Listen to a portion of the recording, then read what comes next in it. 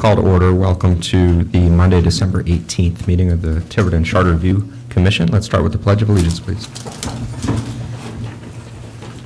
I pledge allegiance to the flag of the United States of America and to the republic for which it stands, one nation, under God, indivisible, with liberty and justice for all.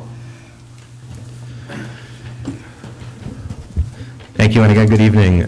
We will start with acknowledging receipts of new proposals or comments which have come in writing since our last commission meeting. Richard, do you have the opportunity? I know a lot of these have already been presented, so I thought we just mentioned the short title and the numbers. Oh, yeah. Okay, so let's go one by each, going over what's your big packet here, big packet, and you should have another one in your smaller packet here, 95. Should be a 94. I'm hoping it's in the big packet. I have a 94. You got 94? I have a 95. So that's what I'm going to go over. Start off with number 34 from the big packet. This is Donna's audio, video, or digitally recorded meeting of an elected official. Donna, could you just briefly explain to us what the amendment is? I amended it because of the input, and I tried to take that into consideration when I redid it, rewording it. Do you want me to read it? No, just a brief. That's all right, Rob. Right? Just a brief synopsis Yeah. of the amendment. So especially for things we've already touched upon before, Right. That's perfect. Okay. Thank you. Then we move on to number 68. Again, it's Donna's. Right. Non-bipartisan judge of probate from 2 to 4 year term. Right, I amended this and added nonpartisan. Okay. Thank you. Same thing with municipal court judge, I added nonpartisan. That was 69, right? Mm-hmm. Okay. 72, that's an amendment. I think we already discussed that. Okay. Casino gaming revenues. The 2-year staggered term, I don't think we discussed Oh, that. this is number 94. Yeah. So this is a new one, right? Yes. It is. The town council has a 2-year term right now. There seems to be a lot of discussion about 4-year term and staggered terms, so I just took the 2-year term and made it staggered. Just to put it in there for a choice. Is this with the 4-year term? This is with 2-year term that we have now. I made it staggered. Because it isn't. So we would When have they have an election every in 2 year? years, the whole town council could be new. That's So I just staggered it. That's a bad thing? Well, people think it is, Oh. so, I don't understand how this works. Use the microphone. Sorry. understand what? I am I'm for not- fifths confused also. I don't understand, if the term is only 2 years, how does it get staggered? Why wasn't every? You'd have elections in Election every year. instead of every other Election year. Every year. Yeah. Yeah. For stagger the terms. Okay. I'm not a huge fan. Can I this is, we don't beat up on them, this is the introduction. This is just understanding. Yeah, right. Okay. I understand, I think I see the premise. particularly if people are talking about longer terms, this may be something to throw into the mix. But so this will be triaged for discussion, as always. Okay. Going on to 78, this is Nancy Mellows. I think this has already been presented by Nancy. It's just what we did is we put it in, we got it, and Nancy gave it to us in the form, so now it's come in. Do we want to go over this again? If it's content that's already been introduced, I'm okay with just acknowledge the receipt and keep going. But if Nancy's here, if she has any brief comments, we can do that or not. We already talked about it. Absolutely. Right. Fine, it's been presented. Right, okay. So we'll have a few of these from Nancy. Came in on the form so nice, thank you, Nancy. Why don't you read the numbers at least? Okay, 78, 79, 80? number 80,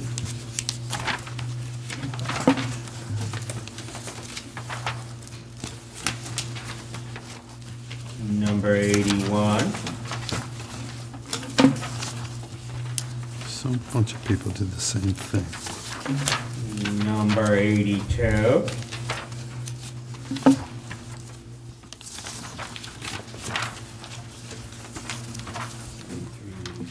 Recall. number 83, Busy lady. yep. Very nice submissions here. Number 84, 84? 84. I don't have 84. In the big packet, Nancy? You sure the big packet? Can you get a big thick packet Big tonight? packet, are you operating on this packet that looks like Yeah, but that? this is the old one I have. She should have a big, I gave everyone a big packet. I did. Oh, maybe the copy machine didn't do right. Well, It's right there. Oh, there you it's go. in my use that. package. Yeah. Huh? It's in my package. Yeah. We're good. We're all set. She's I don't know what happened. Now, some of these, I don't recall. I mean, Okay, let's hear. Oh, well, if you don't recall, maybe why we've got Nancy here, maybe we should take a look at these. Nancy, I don't remember the charter complaints. It's number 83. Did you discuss that before? Yes, I came back and remember some of the comments that were made regarding it. That one where I wanted more clarification on a gatekeeper, yes. I do remember discussing it with you, but you probably weren't new at the time. It was right at the beginning of it. Okay. So that's a request so that we have some type of gatekeeper Mm-hmm. for the process, so that we don't have, I don't want to say nonsense complaints, because if it's a complaint, it's pretty obvious within the charter that something's been violated. But at the same time, if it's a minor complaint, there needs to be somebody, either the municipal court judge, the council, or the clerk, or whoever determines to be the gatekeeper, that can say, okay, this was done, literally it is a violation of this, but they were told, let's use the case of a sign on a, okay, I call you up, Jeff, you've got a sign here and it doesn't belong here. Jeff removes it immediately. We need to, I know it's sufficiently set forward that it meets the letter of the charter as to what section, who committed it. Right. But if that is immediately rectified, do we really want to go through the work, the time, the effort, the money to go around to the full thing? And I'm not saying about major or violations that have real consequences to them. I'm talking about simple violations. Because I believe if you read through that charter literally every day, you would find a violation every day. Oh, yeah. I mean, they may not be as serious as others, but and this has come up because we've had charter violation complaints, and then we have to battle it through. So I think it's been battled enough to warrant having someone kind of make an initial opinion as to whether or not it rises to the level of the process of because a charter complaint is serious and it should be taken serious. So we could be bombarded with a lot of small ones that have already rectified themselves and maybe not done harm. Maybe done harm, then that would be different. But if I immediately contact someone and say, hey, you gotta remove that, and it's immediately removed, but yet it's gotta go through the process of this charter complaint. I think it puts a lot of work, effort, and energy and some Yeah. funds. So that's all that's there for, and I'm sure when it hits Yeah, okay. deliberation, people will have comments And one way you're or another. suggesting a municipal court judge, is it possible? I hadn't thought of the municipal court judge before, because generally I am in receipt of it. But what Yeah. I'm saying is in that section, if you want the clerk just to look at it and put it forward, then clarify that better. That says, the clerk receives it and just gives it to the council. And that may be the clarity you want as well. And then the council would have to be the one to say. I'm just saying that it could revolve, and I remember one year where we had like three, one on the other. And it is, energy taking. So, that's all that was. Okay, thank you. I might just briefly add too that I've requested from Nancy copies of all charter complaints going back to 1994. I think Richard and maybe others have helped with gathering that. Right. And I do expect to sponsor some changes to that area, before our deadline at the end of this month, and I suspect that'll be triaged together, so there'll definitely be more to follow on the charter complaint stuff. Excellent, thank you. Okay, moving on to number 84. Healthcare. Nancy was here, and she did. I remember this presentation of the healthcare. So now she has it documented with this proposal. And number 85, again, Nancy. Hiring of seasonal or temporary help. I remember her presenting this. And she has submitted the form as required.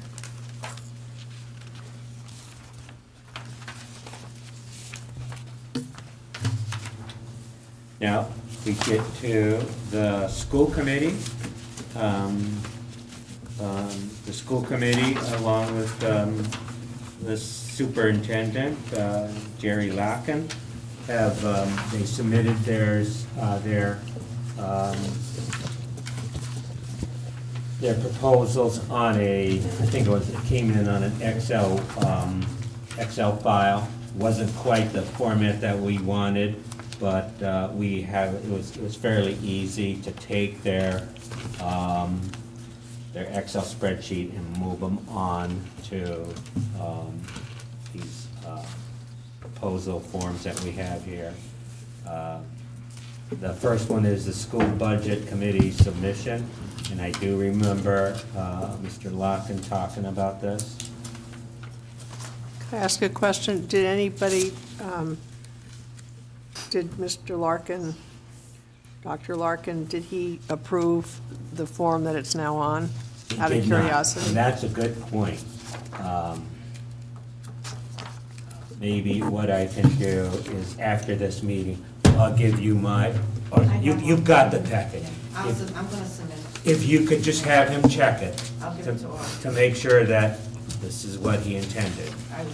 That would be a At our good. next meeting, I'll give copies to everyone. But I'm pretty sure we just Yeah, cut I'm and sure. pasted it. Thank you. Again, number 87, this was from Dr. Larkin in the school committee. This is the access to the ballot.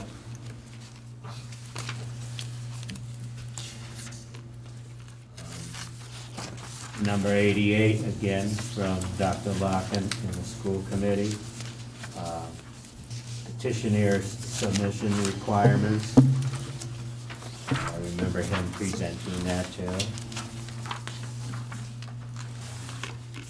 Number 89, from Dr. Larkin in the school committee. Presentation of docket to the electorate.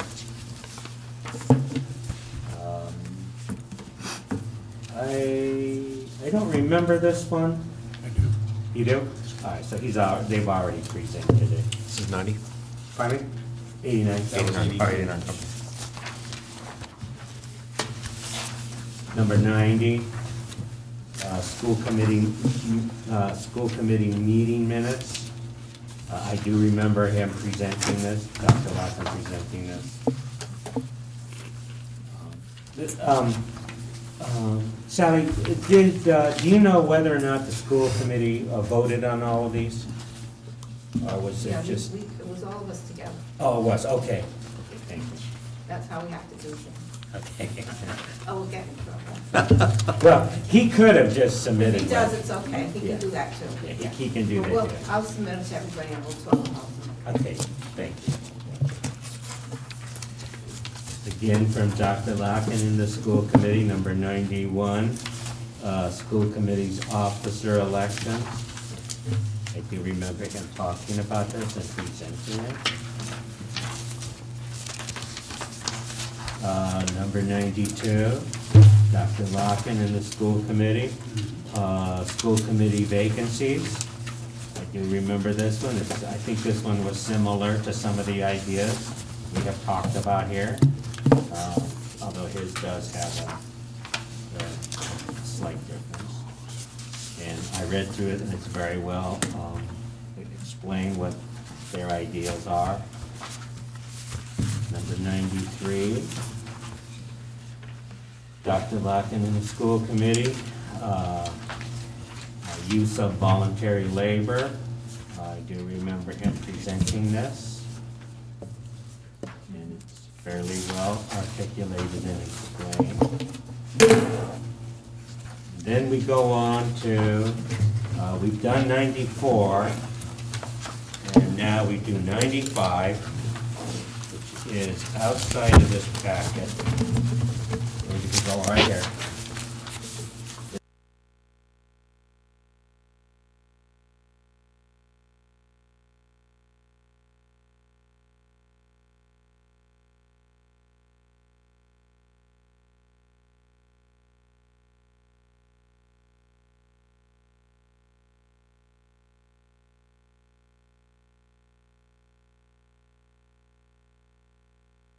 Committees need to be in the town council policy and boards, committees and commissions, and only the ones that have to do with the rule of law or some type would be in the charter.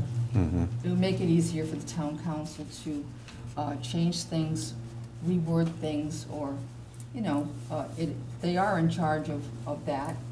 So I thought maybe it'd be better under the policy. Thank you. Great, well, that was quite a few proposals which came in. We're almost at 100, which is great. And I again want to thank Richard and our assistant secretaries. This is, you know, a lot. This is a lot to keep track of, and every single one of them is important. And without all of their efforts to keep this in order, I think we'd really have our hands full. We are at almost 100 of these, and again, I would remind everybody that our deadline to require a vote is December 31st, so that's coming up. After that deadline, then commissioners, of course, can continue to sponsor proposals. But if you want to make sure that you put us on the hot seat and make us vote on something that you'd like to see a vote on, please do get that in by the 31st. Again, you don't need to have the precise wording there. Just conceptually explain, you know, what it is. I want to change this to that, or change the number of this. Just give us something, please, by the end of December, which is still. You still have a couple weeks.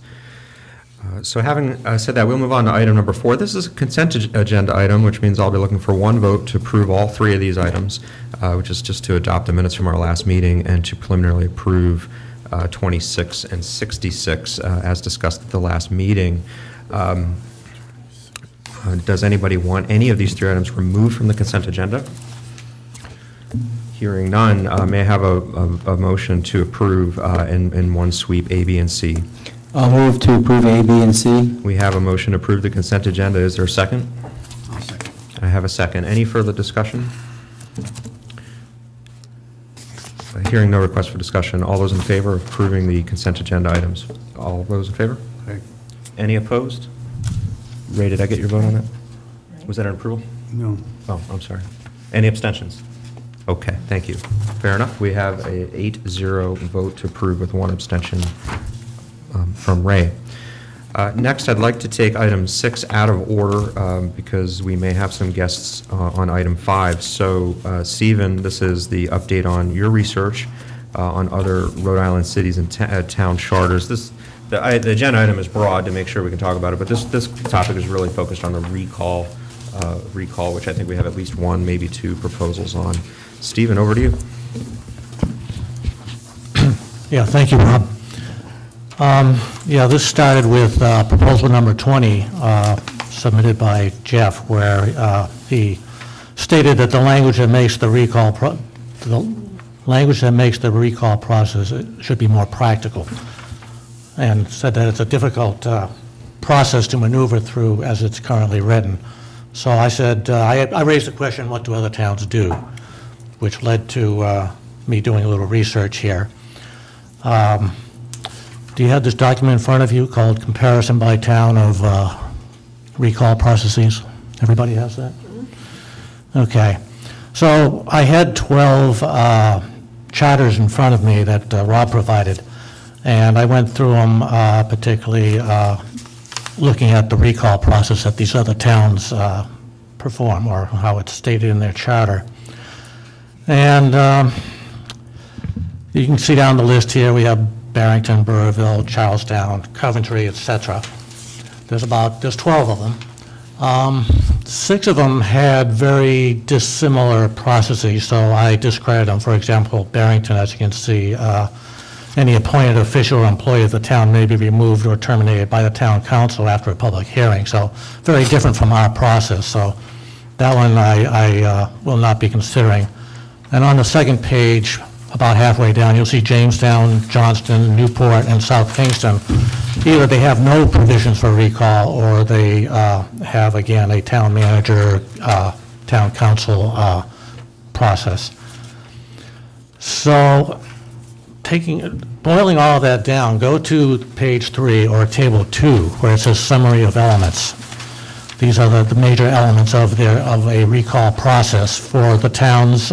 Tiverton is listed first, and then Burrville, Charlestown, Coventry, Exeter, Hopkinton, and Westerly. And then the first column says limits to when a recall petition can be initiated. And what this means that during a person's term, that the person in question, most towns have a provision that says, in the case of Burrville, you cannot initiate a petition against that person in the first 6 months of his term, or the last 12 months. So that's what those numbers mean there.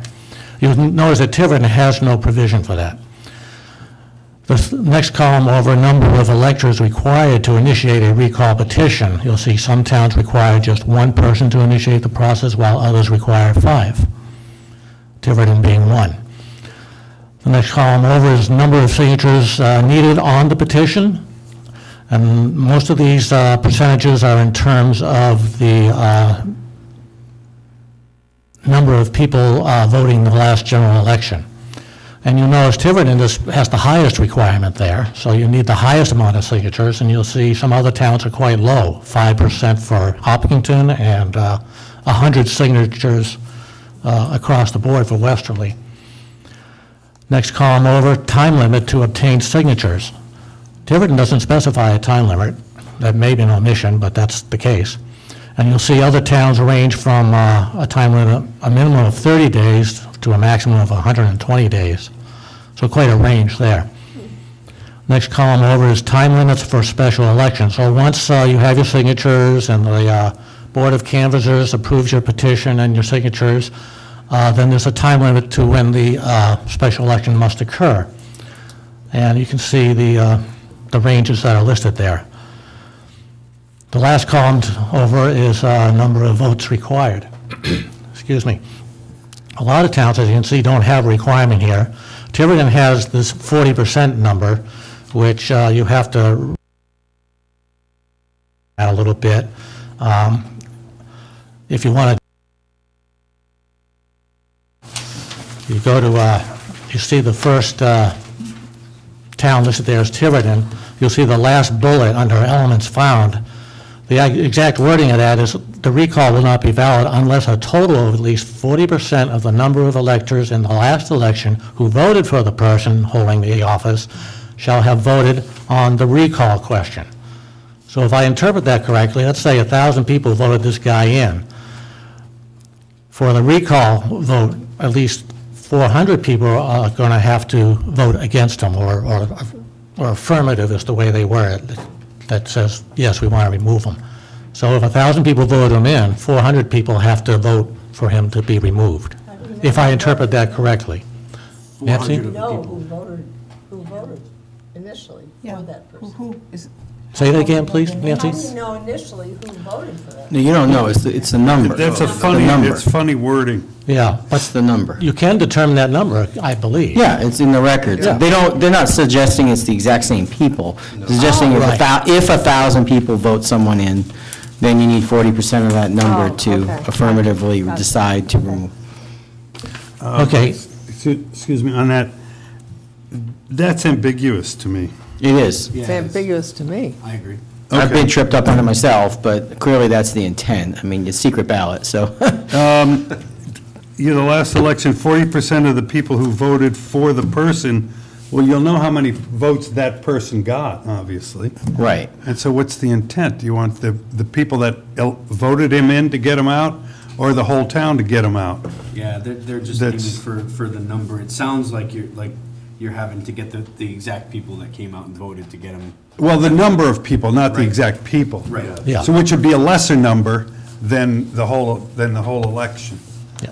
Although it would probably, well, no, not necessarily be less than half, or more than half. Okay, but that's the point, is the wording is a little difficult to understand, and that's why I started and made the note down below, because you have to be careful how you read that. The only other town that has a requirement for number of votes required is Westerly, and you can see it there, 35%, and it has to be a 2/3 majority. And that's 35%, I believe, I'd have to go back and check, but I believe that's 35% of the number of people who were in the last general, who voted in the last general election. So Steve, what are these? I feel pretty good that maybe my hunch was that, we may want to take a look at this, and here we are. This sort of backs up what my hunch was, which is fantastic, that we're not just shooting in the dark if we were to loosen the requirements a tad. So I'd be happy to work on that with you. Thank you for doing this. Okay, you're welcome. Well, it's just wonderful. Any other questions for Steve? Yeah, Rick? Yeah, just to be clear, when you say recall, who exactly is getting recalled? An elected official? Any elected official? Yes. Okay. Because I noticed some of these have town manager and things. Yes, okay. I think the thrust of it is on elected, although it's interesting to see how appointed is also handled. Just gives you some color and backdrop to it. Yeah, I just think also, I just heard Nancy Mello in our audience say something.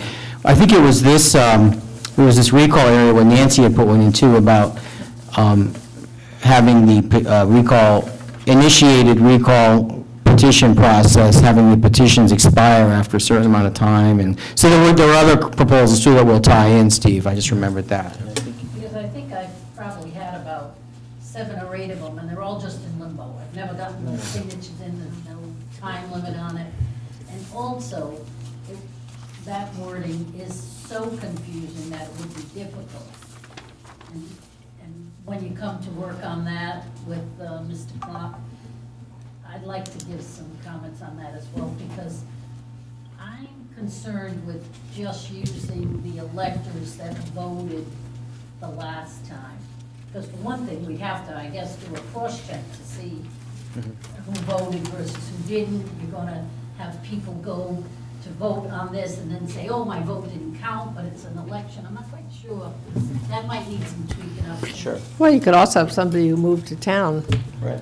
a month after the election, They have but, a right yeah, to an opinion as to whether they like it or not. yeah. Thank you again. That's great, and since you happen to also be a triage, if there's any other to triage, you may want to, I might suggest the two of you and reach out to anyone else but I think it's just those two, but there might be another one. And as I said earlier, as soon as we're done with recall, we give Steve another job because he does excellent work. Really well done. There's like a casino thing going around.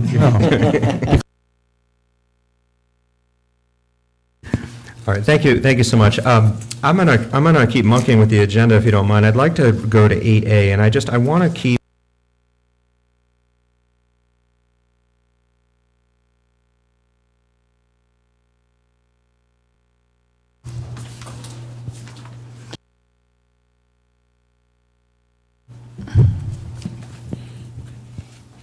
Are we just discussing number 60 or 61? Well, we can. 60 is. We're going to do them both, so, thought we'd do the number first and then come back. Jeff? Yeah, I would agree with Donna that Stuart certainly has a wealth of experience and familiarity, obviously, with the planning board.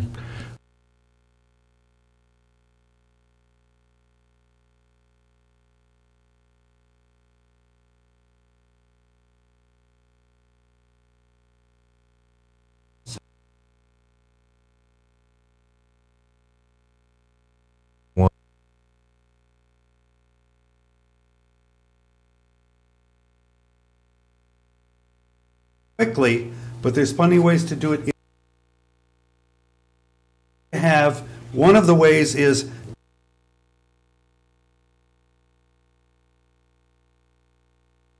would suggest that if you really want to propose that kind of a proposal, that maybe you ought to, and I'll be happy to work with you if you like, just try to find out a little bit more about their process, but the little I've been exposed to the Also have to be mindful that if there starts to be a variation, for whatever reason, perhaps one changes to the other, something to keep an eye on. So those are just my opening comments. Does anybody else want to comment on number 61, which is adding reference to the administrative officer to the charter? My recollection is that there's no reference whatsoever to the AO. I share your concern about, I don't think there's any reference at all in the charter to the AO, and so I share your concern that, of the duplicative language, perhaps no longer being duplicative down the road. But my initial reaction is acknowledging the fact that we do have an AO, just to keep it all in one document, perhaps without too much detail, is probably okay and to do. You mean just as a reference? Yeah. That there is an AO mandated by the state? Its powers and duties, the Yeah. powers and duties shall be in accordance with, The state law. Right. state law or regulations Yeah. or something. Right. I think we're trying to Maybe move that's how to towards split the that. baby. Right. Were we trying to have a thing where we move towards that, where things that were in the charter were either required by the state or had to do with law or the rule of law, and just anything else didn't really need to be in there? It would be in policy or?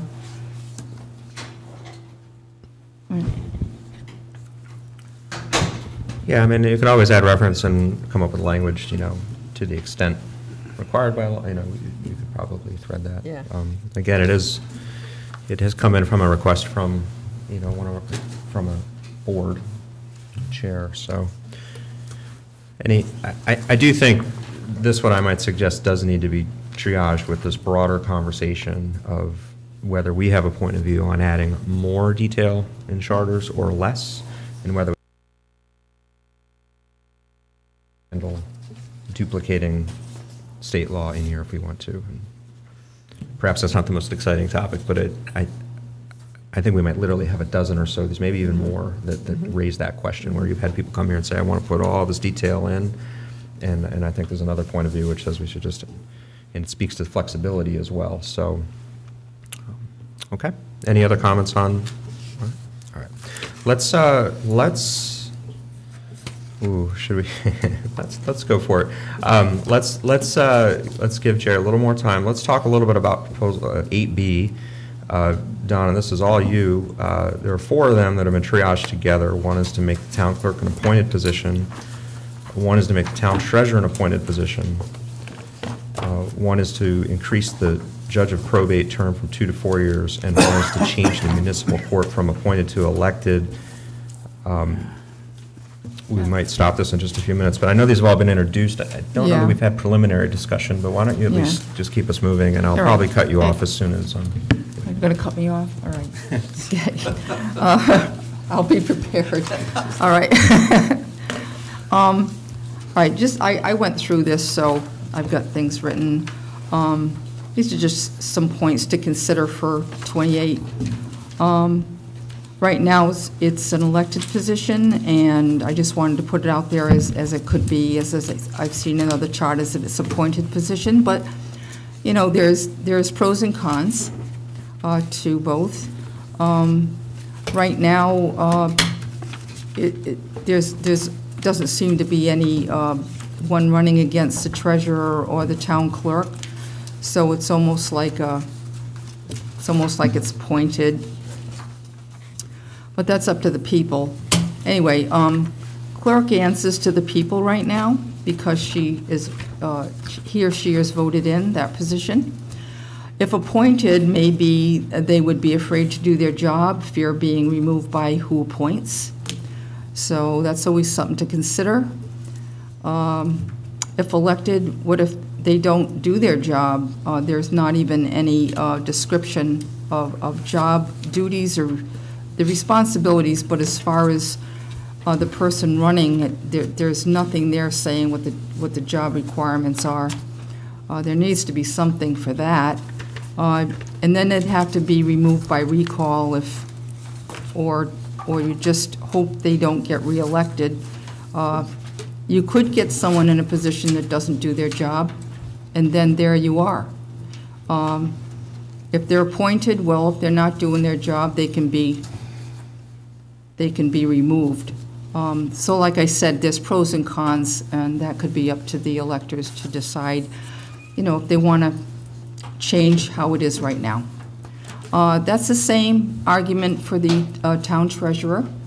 She answers to the people. He or she, whoever the town treasurer would be. We do have Denise, and she is elected, and other towns have them appointed. So it's just something to consider.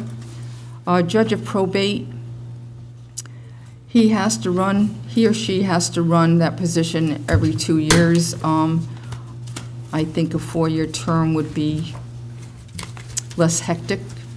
Of course, that's to be put out there as maybe a consideration for the public to decide. And also, the municipal court judge, that's an appointed position. And the problem with that, I think there's a conflict of interest because he does have, being appointed by the town council, he does have to adjudicate on ordinances and other important matters that come before the town council. So I was thinking that maybe he should answer to the people also and be elected. And it would be, both of them would be the nonpartisan 4-year term. Once again, that would be up to the people to decide on that. And that's it. It almost sounds like the same argument you're making to change the municipal court from appointed to elected is so he can answer to the people. Right. But the town clerk and the treasurer also have, the treasurer probably more of fiduciary responsibility, but certainly they both are in a position of the people, town people wanting to feel they're available to everybody. So it's like the same argument. Well, once again, if you would put that on a ballot, people would decide whether they wanted to continue with the way it is or whether they wanted the position to be appointed. That would be up to the people to decide on that, because there's towns and cities that do both. They either do that, or they have elected, or they have appointed. I sort of get back to Rob's question too, I mean, is there a problem with what the current thing is? Like, what are we trying to solve here? Right. They're always unopposed, and it's almost as if they are appointed, but, But they don't have to be. I mean, well, somebody could. it's just out there if people want to change it, that's all. Yeah, I do, Nancy, just to answer, I do see some connection to, there were other proposals, I guess they're not triaged here, but this topic of qualifications. And that almost comes back to my earlier comment on how much detail do you put in the, and I don't want to name names, I certainly don't want to, cast aspersions, but I do think there have been times in the past where there has been some question, at least by some, on some of these positions, and whether some basic qualifications were, So I just from one voice at 9, I'm not quite sure that it's been all good all the time on all of these. Jeff? So I'll just first of all say that the reason that the qualification issue, and I discussed this with Donna in helping to put this agenda together, the reason it's not on here now is because the qualifications, in my view, is that the qualifications follow perhaps in a different path a little bit, depending on if the person's appointed or elected. So that's why I separated out the qualifications until this preliminary decisions are made. Okay, that's the first thing.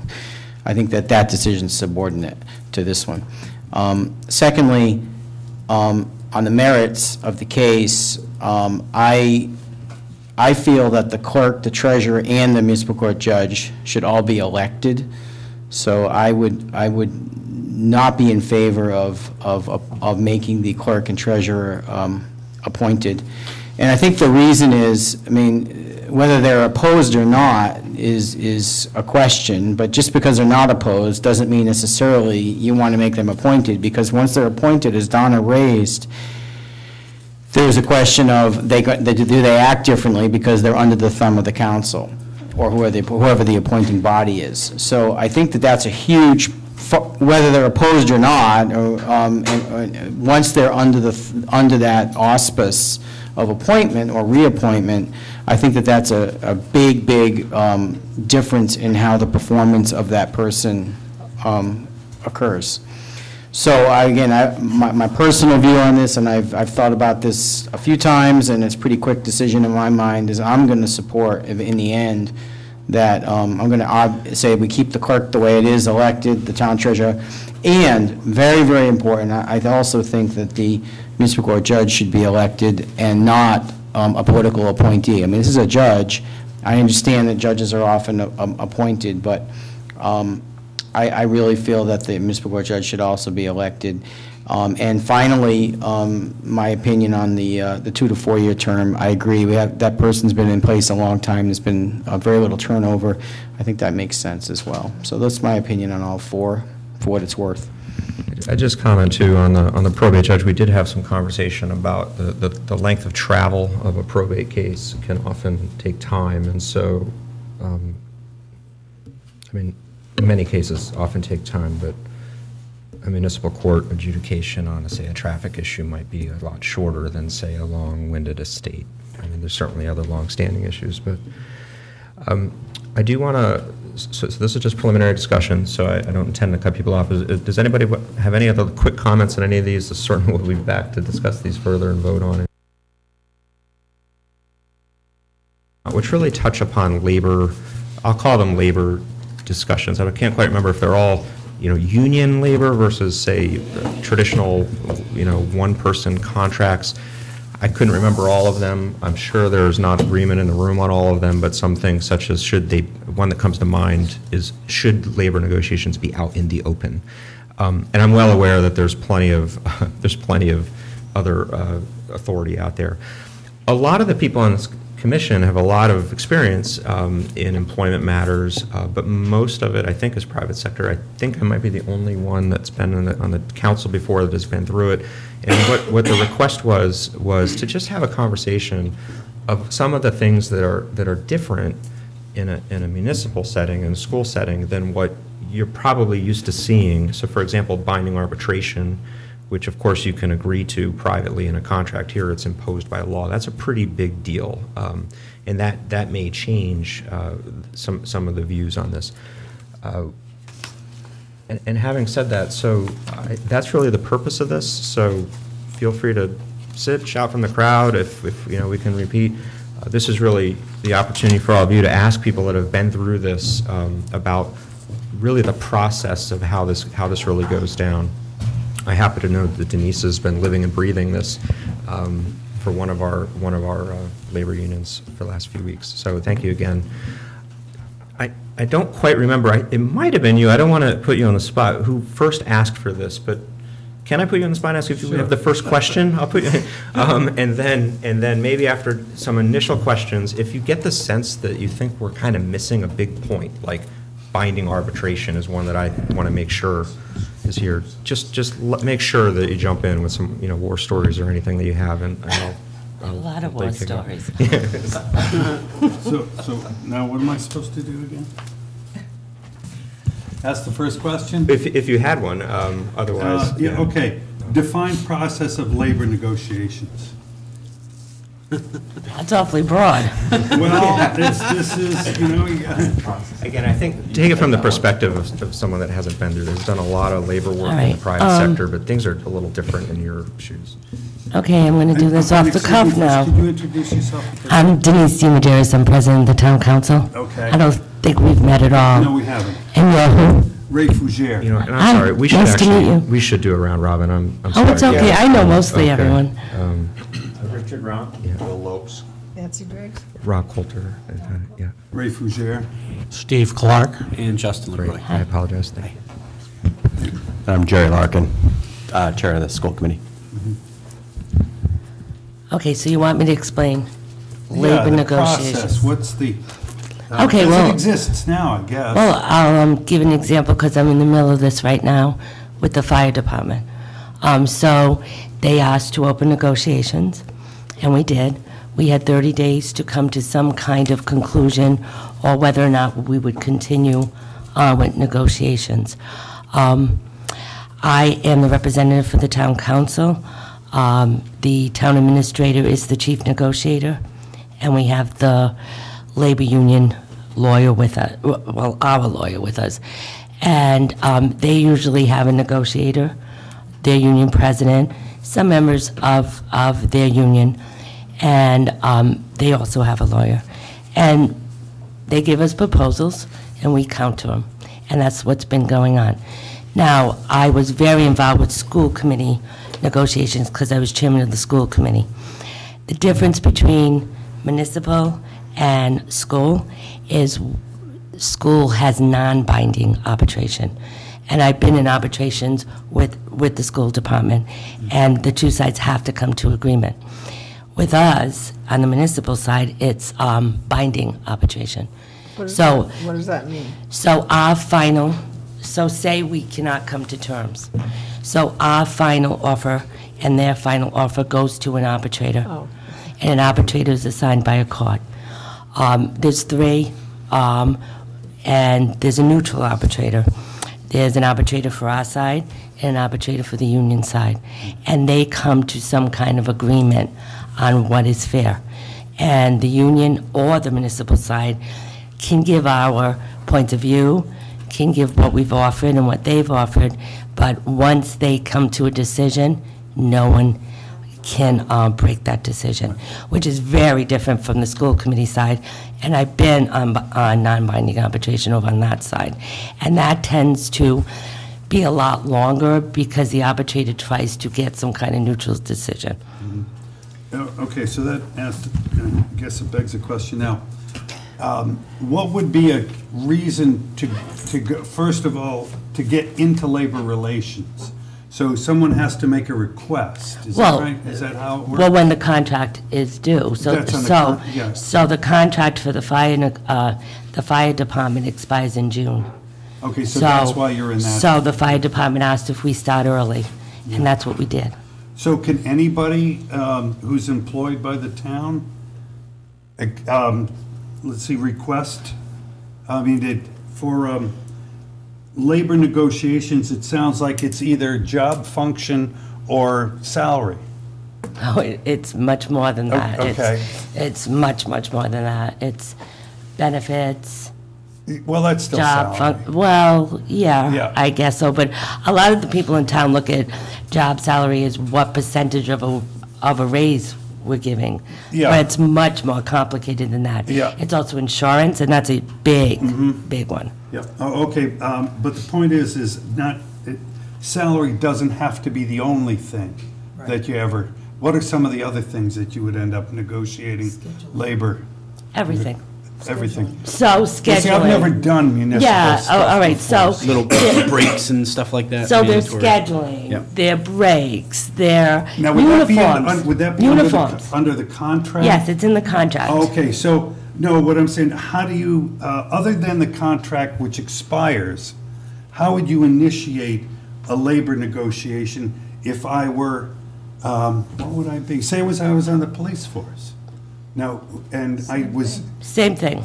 yeah, but that's, you're only talking a contractual negotiation. You can request to reopen discussions, but I don't believe there's an obligation to compel. So, once you have yeah, a if a live contract contract. has been executed, so right now, there's Well, a, right, no, that, what I'm alluding to is not necessarily the So if there's a contract. grievance, is that what you're Oh, saying? grievance, there you go. Okay. Okay, that's. So if there's a grievance, that's a whole process, and that's also in the contract, what the grievance process is, and each union has a different grievance process. So if someone has a grievance, they go to the union head. stuff that in some ways is actually probably more in dispute than necessarily the salaries and the benefits. And then, as Denise was saying, a grievance is something different. But the only entity that can open negotiations for the contract once a new one is, once the one is expiring and a new one is going to be executed, is the collective bargaining unit. So it's not like a group of other teachers could sort of say, hey, we want to have a contract separately. They, they don't have the standing to do that. They are a recognized, the NEA is a recognized collective bargaining unit, and that's really the only entity that the school district can deal with, and similarly, I think, with the police and the fire. And then there's a separate unit, separate union for non-professional, well, actually, some of them are professional, but, that are the clerks and the teaching aides and the, other non-teaching support staff. And they would have a separate contract. They have a separate union altogether and a separate union, contract. And they would have a separate contract. It's a smaller group, and, not surprisingly, the benefits and the substance of the contracts tend to parallel each other to a certain extent. Yeah, that's understandable. So basically then, this would be, labor negotiations would be usually at the end of a contract. They start about 6 months. Or a grievance or something like, and it's always revolves around a contract. Yeah, well, yeah, so that's a point of departure, and it starts, I would say, 6 to 8 months prior to the expiration of the contract. And in the school department, we form a subcommittee of members of the school committee with the superintendent. Our lawyer is not directly involved in the negotiations. In other districts, the lawyer is involved, and that you could sort of debate the merits of that. Up or down, certainly would be costly. Yeah. We've had the advantage of a well-seasoned, both committee and, I'm not speaking of myself particularly, but people on the school committee have had a good understanding of where things are, and they, until recently, many of them had gone through the strike in '06, was it '06, '07, '08? Anyway, there was a strike, and so, anyway, there's a lot of experience in the school committee, and with the superintendent, so I'm not sure that a lawyer would actually have I'm just going that to much. line people up for takeoff. I'm going to go Jeff, Nancy, Donna, if that's okay. All right, thank you. Thank you. I have a lot of questions. I'm going to ask double questions.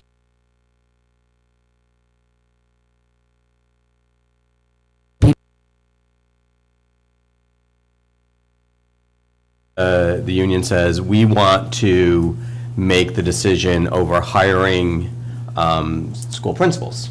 That we should have you know, we should have to ratify that. Well, that's a management right. That there's no way you could do that. Well, you could, but you'd be crazy to do it. So there are certain things that really cannot be brought into the contract because it has nothing to do with, you know, the sort of the labor relation there. So that's kind of to your advantage. If they're trying to creep into things like that, you sort of say, you know, no, that's not, you know, the business. Not fair game. Yeah, right. The second, which is kind of the flip side of that, is you have to be negotiating. Our, you know, our starting point is, you know, 90% reduction in salaries. You're going to get charged with an unfair labor practice by doing something like that. So you can't. Are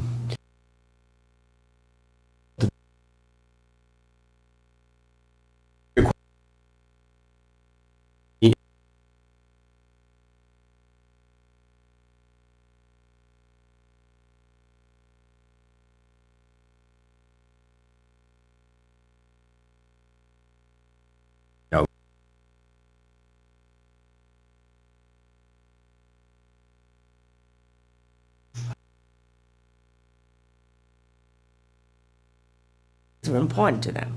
So if they say, we want this, well, we have, I don't even know if you can do that, what you're proposing. I don't think you can, but I'm not a lawyer. I think right away your unions are going to say, well, we're not negotiating. No, and that's going to get us into. You're going to say, I can't negotiate. I don't think you can put that restriction on the town council. I'm not sure. I wouldn't see why you would want to, quite frankly. Well, because if you can't negotiate, it's different than I don't want to negotiate. You can't, all right? You can't sign a contract that has anything other than compensation and duration on it. I don't know if the town can limit that. I don't think so. I'm not a lawyer either, obviously, but I'm going to guess that the municipality trying to impose that restriction would violate some labor law, because one of the things that is part of, you know, labor law is it's not just compensation, it's also the conditions of working. And I'm not saying it's something that shouldn't be fought against, but I feel like it's tougher to come in with something that's already there from a good faith point of view.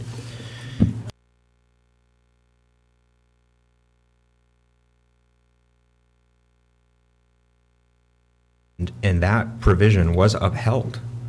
I don't know if there was a contest or a charter complaint, and then the General Assembly changed the law to now give your committee the power to hire its own independent. So my point is that it can be changed, but that doesn't stop them from coming back. Yeah. So to me, it's not so much what you legally can do, because we can do kind of anything if it was approved, but politically, it may ricochet around in ways that I think we just have to be careful about. But that's a very different proposition, is to decide that you want to be a test case, and then that you have to be very strategic and frankly very wealthy to do. You have to have the sort of wherewithal to fund the litigation. So, and you know, maybe you do want to do. I don't even mean it from a litigation point of view. I just mean from a political point of view. But what I'm saying is, if we purposefully or unknowingly even put something in the charter that is a violation of statute, and then say, well, the statute's wrong, and we're going to fight it. I wasn't clear. I think what you were. No, it's not. It won't be a violation when it's ratified by the General Assembly. Right, it has to be ratified. The question is then, if you get on their radar, like it happened in Johnston, the General Assembly might say, oh, you're right, we did ratify that, and you're right, town, but now we're going to change it to. So let's say, just hypothetically, and I have no opinion on this, but if we put in the charter that class size had to be, you know, no less than 40 students, and we sent that off to Smith Hill, and it may come back saying, you know what, every town is going to be 5, right? I mean, it could be. Right. So I'm actually not concerned about the legal point of view. I was just remind everybody, which might have been where you were going, that they're just from sort of a political sensitivity. We just have to be mindful. We're not going to change the charter and get rid of binding arbitration, for example. That's just politically not going to happen. Is there a legal path? Absolutely. But politically, You see, what bothers me is I see like class size. I want that to be your decision. I want you to make that decision. Not the union. Well, he does, though. No, it's in your contract. But that is part of the contract. You know, it's ideally, and, you know, maybe it's never anything more than aspirational. Contract is actually an instrument of shared governance. It's between two parties. It's not hopefully one party imposing, you know, their will on the other. Now, obviously, sometimes it feels that way. But to take class size as the example, you know, if the school committee was saying class size should be 60, then we could get away with that. Well, that wouldn't really be very good. Or if the union said class size should be 10, that obviously wouldn't be good either. So it is a number that is arrived at through negotiation. It's not the union coming and saying, we want the class size to be X, and we say, well, because you're the union, you know, that's what it will be, even though we think it should be Y. And when there isn't a contract, and there isn't a union, it doesn't have to be, when there is no contract, when my managers would come to me and say, oh, here, your caseload, I mean, your workload just doubled because your contract was cut in half, I would bargain with them. It didn't stop negotiations between labor and management. It just took the contract out of it, okay? Management knew how much I can really do. Just Sure. like you know that 60's too high, okay? 30, it's high, but maybe it's doable, okay? You have the decision. When it comes to, say, healthcare, well, I know the police have healthcare that I wish I had. It was just fabulous what they've got. I've never had a healthcare like that. But if you had a policy that says, oh, you know, I've got 200 employees, I can go to Harvard Healthcare and get a fabulous deal for half the price. And if it's in policy, you can do that, Denise. But if it's in a contract and there's 3 different types of healthcare that you've negotiated for, well, then there's nothing you can do but hope the healthcare system is going to give you a good price. So it empowers you. It empowers you to go out and get a good deal for our town. Get a good deal for our labor. I'm not trying to, you know, Right, but turn the screws on labor. I'm trying to get us some flexibility so we can come up with some great ideas with healthcare, class size, working conditions, get it out of the contract. so let me, but my sheriff's reminding me here, we'll give you the last word on that one, and then just see if there's any other questions, and we'll just keep it. As far as negotiating health care, we can do that, and we have done that. We've gotten different offers. We found the one that we like, and we go and say, look, this is what we want you to adopt. And we have negotiated that. And they might have said, well, okay, but maybe we need this over here, and we do the numbers, and it's a saving no matter how we do it. We are negotiating health care. We are. You know, you have to excuse me, Denise. I come from a different. Yeah, I know. And I guess somebody brought that up. I never negotiated with my employer. They always knew that, you know, you start cutting my benefits and I'll start looking. Right. Okay? And that's always going to be a factor. But that's the same way with them, too. No, with them, it's in a contract. Justin, I think, do you want to jump in on? Yeah, mine was just a very basic question, just totally basic, not knowing really much about labor negotiations. But, so, the labor unions have, you said they initiate like 6 to 8 months before the expiration of the contract.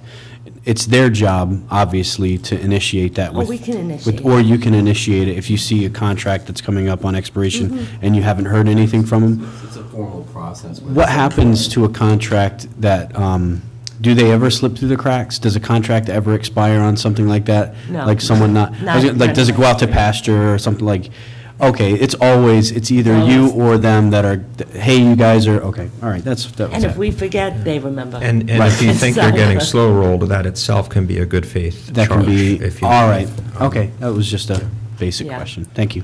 I mean, I do think that there have been contracts where there's been, let's say it expired on its term, say on June 30th, a month or two may go They're by. kinda looking and at like a usually stalemate. retroactively works it Okay. out, but I can't imagine there's been more No. than a few months that have ever, Maybe, no. maybe more, okay. I'm sure you know. Probably make the It's not like news. 5 years go by. Yeah. No, no. And this is, we've only been talking about unions. you. Remember, there have been discussions on individual employees, and I've seen preliminary drafts of some changes that, for example, would remove contractual provisions for individual employees. We haven't had any preliminary discussion on that, but I don't know, and I'm just being mindful that we're at 45 minutes. Did anybody want to talk about individual? Yes? Okay. Is that okay if we pivot to that, or did Yeah. you get what you needed on the sort of collective side? What was it? Yeah. Well, Jeff, just ask your question. and General I'll, quick discussion yeah. of process of labor. Okay, my question was difference between collective bargaining and individual contracts. So we heard that we have binding arbitration, either on the municipal side, it's mandatory, it's final. On the other side, it still has to be agreed to on the school side. Now, when you're doing an individual contract for an employee, town administrator, we don't have one now. So if we do a contract for town administrator, how is that different than, if you're doing a superintendent, let's say? How is that, what are the, like, it must be quite a different process when they're not collectively bargaining. So, can you just share, like, I just want to understand the difference. I know negotiating with the unions is very, very difficult. I don't hear the same about these other contracts. So just a sentence or two, maybe? I think it's probably more akin to what you might be used to, which is, if you're going to get a job, you're not a member of a union, and, you're an accountant or whatever, and you are a business manager, and you sort of, someone is looking at you, and you're looking at them, and you're trying to find where you can agree on salary, benefits, everything else. So it's not dissimilar to that. The principals of the schools have an association that is not a collective bargaining unit, has no real standing other than because they have a similar benefits package. I mean, they're all going to have, sort of the same kind of health care and things like that. They, as a matter of convenience, we discuss those things with them as a group rather than individuals when they are, already employed and their contract is coming due. But I would say for the superintendent and the other, the other sort of higher management positions, it's not that different from private industry where, it's an individual negotiating on their own behalf or through a lawyer with an employer. But the big threat isn't there of the arbitration. That's not. No, not at all. That's not there. It's very different. No, It's a very no. different give and take. And similarly, Okay. frankly, similarly, at the termination of that contract, there is no consequence to the district to sort of say, the contract is up, you are not being renewed, so. But I think Westport just did that. But also, although I don't feel like I've seen it as much in Rhode Island, you're never going to be able to, if let's say that the entire school force, just walked off the job, right? They do have some tools such as to try to get them to perform, where if it's an individual employee, you have more of a real risk of them leaving, and then you have some institutional knowledge turnover. So that is much more like a classic, like you'd have in the private sector, where this person might just leave, and you better have a plan if they do. Where sort of practically and legally, it's a little harder for 100 teachers to. I mean, there are other issues and problems to think about, like slowdowns per se, but so. It's not like management has all the cards in an individual. It's much closer to what you're used to dealing in your, more in your executive. Yeah, you don't want them to walk away. No, that was my question, I just wanted to understand. It's much easier to, Okay, that's important for me to know. It's a much smaller number of people. Thank you. Okay, well, it's Christmas time. Thank you very much. I'm just counting, I think we have something like 12 or 13, that's over 10% of our proposals touch on this topic, so I know I found this very helpful. I hope we did too. Thank you very much, Jerry. We may have one more. Excuse me just for a second. First, I want to thank both of you for sharing with us your knowledge of the labor negotiation practices. And one thing that, however, that I was curious about, and while we learned a lot, and it was fascinating as a non-labor negotiator, I'm just wondering, is there anything that we should know about that would help either of you or your organizations, respective organizations, consider for a charter item that would help in the future for you to do a better job, for you to be able to provide a stronger position for the town. So it seems like a lot of the information has gone in one direction, and I want to make sure that we don't overlook an opportunity that you might want to share with us.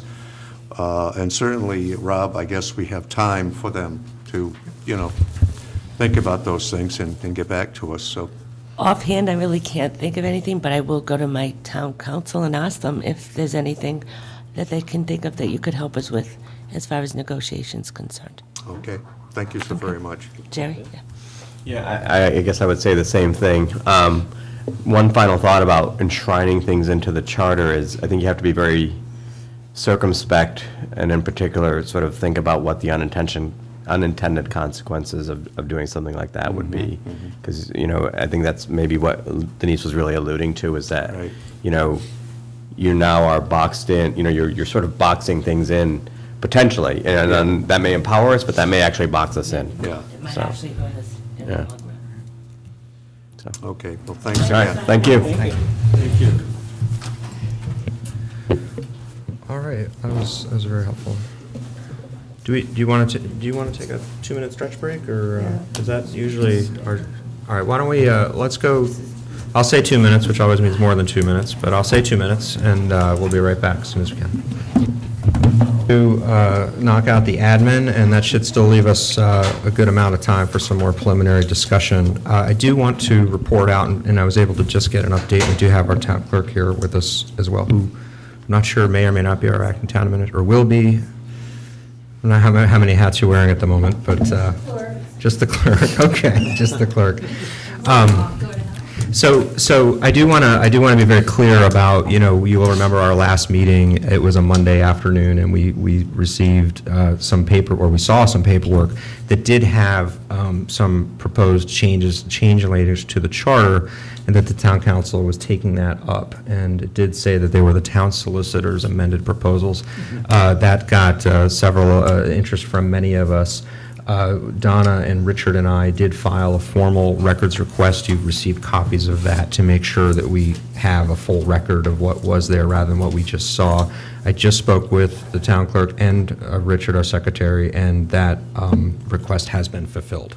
So we will make sure that we have circulated everything we have. We think we already have, but we'll be crystal clear. Do you want to add anything to that? The only thing that has to be added here is we were concerned that the solicitor had amended proposals. And we thought, oh, if there's amended proposals, where are the originals? And we could never get the originals. So we always thought, well, there's something we're missing. There's something we're missing. So eventually, Nancy and I sat down and we went over the agenda and we said, okay, where's the originals? And I showed her the word amended. And she says, that's a bad word. It shouldn't be amended. But she says, if you saw the minutes, you would see where these proposals originated from.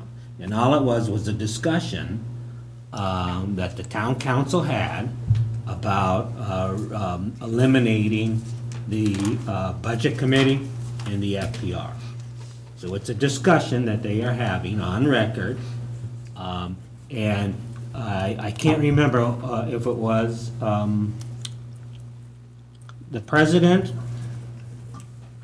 or one of the other council members that decided we need to have the town solicitor formalize these proposals and get them into the next meeting. And that's what it was. The town solicitor took the meeting minutes and formalized the request for, or the proposals to eliminate the FTR and eliminate the budget committee. Right. So there was never a original. Well, the original was when the town solicitor wrote it up. Those were not amended. And to add a little more context here, so what happened was the town council met on November the 6th. The 6th, right. And those minutes from that meeting were not available, and they were just approved a week ago. They just became available. So we had no minutes of that meeting. And then on the November 15th meeting, which Nancy attended, that meeting was not held for lack of a quorum. And then on the December 6th meeting, there was a quorum, but the council chose not to hold the meeting because the town solicitor was not there.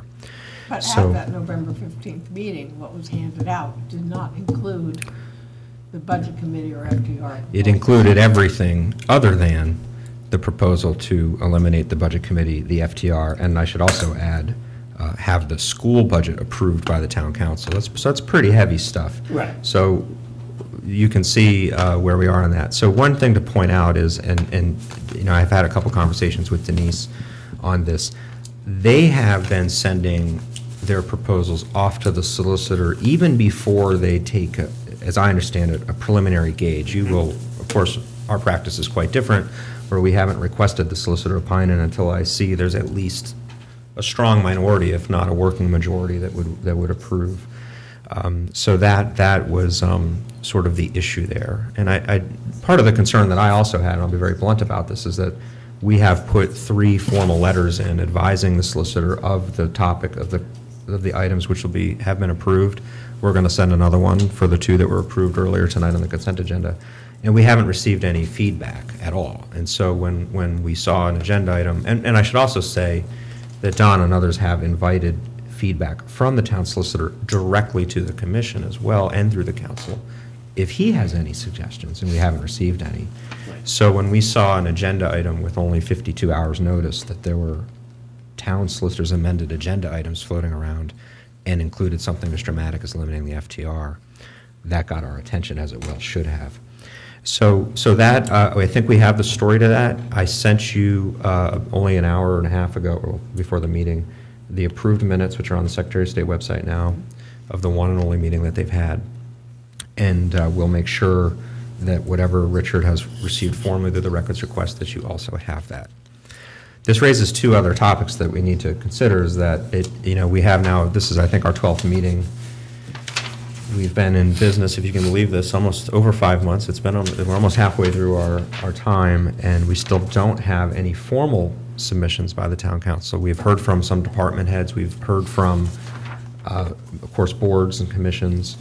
We've seen draft language from the town administrator, but we don't yet have a formal submission. And I don't know that we have to decide this tonight, but I'll be looking, for guidance from all of you on what you want to do, if anything, about that. Do you want to take up for discussion drafts we have seen? Do we just want to wait and see if we hear from them by the end of the month?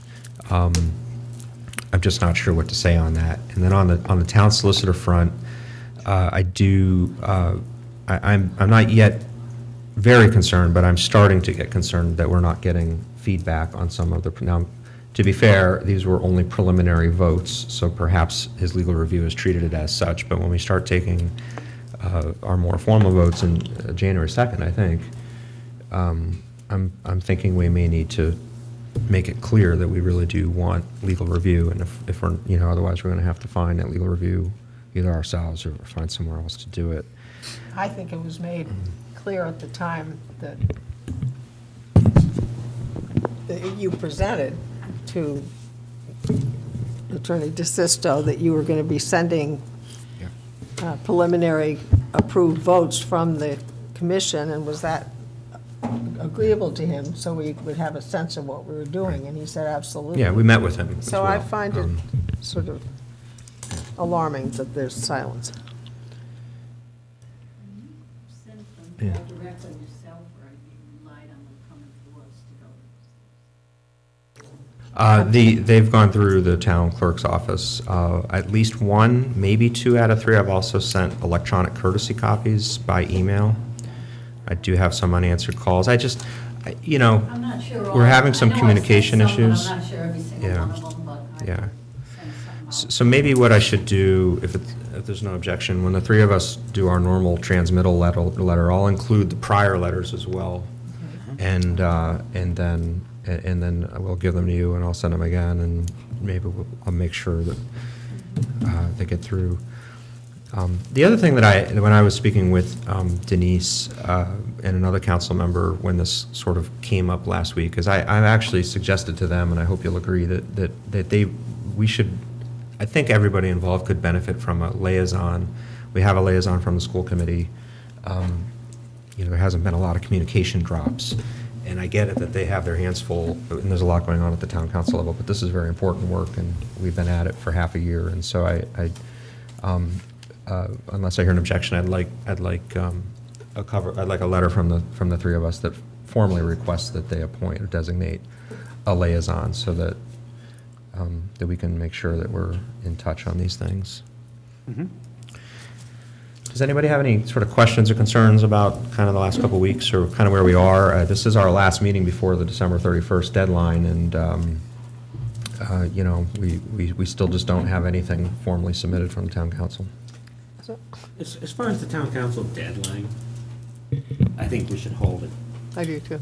It's the 31st. Maybe remind them that if they can't vote on or agree on a particular proposal, there's nothing that stops an individual from on that town council from submitting their own. And that would carry just as much force as any other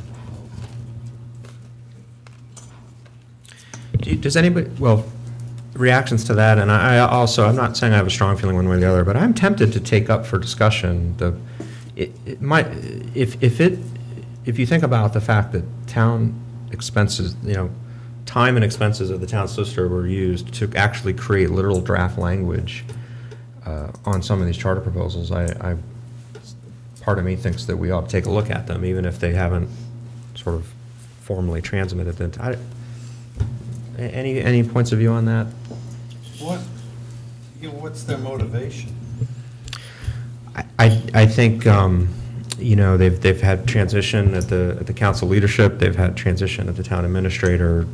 I think it's commonly reported there's an enormous amount of turnover in the ranks of the government, and I think they're just busy. I've been assured that it's nothing more than that. But I am growing increasingly concerned that we're, moving into our next phase, and, a really great example is some of what we talked about tonight, whether to add more detail to a charter or take away from it. That touches several proposals. It would be great to have dialogue and input with them on that's just an example. Yeah, we could end up spending a lot of time on certain things, and the town council will go, oh, we don't care. Right. And then just say, yeah, okay, forget that. Well, that would be, we don't want to go down that legal road, I would hope, right? Yeah. So. Yeah, go ahead. I was just going to say, I get Richard's point about holding town council, accountable to the deadline in December, but, just judging by how long it took them to get the minutes out from November 6th to us now, I think it might, behoove us, because we could get some good things from the town council, I think we should maybe consider extending the amount of time the town council has to send us a proposal. If they're drowning, maybe we should consider throwing a life raft. Just a suggestion. Jeff? Yeah, Mr. Chairman, this, that's a difficult pill for me to swallow. As I mean, there was a meeting on November 6th. Then there was lack of a quorum, and there were certain counselors who said, maybe I'll come, maybe I won't. It just seemed, at least to the viewer, that it wasn't taken seriously at all, and it was a pretty darn important meeting to get input to us.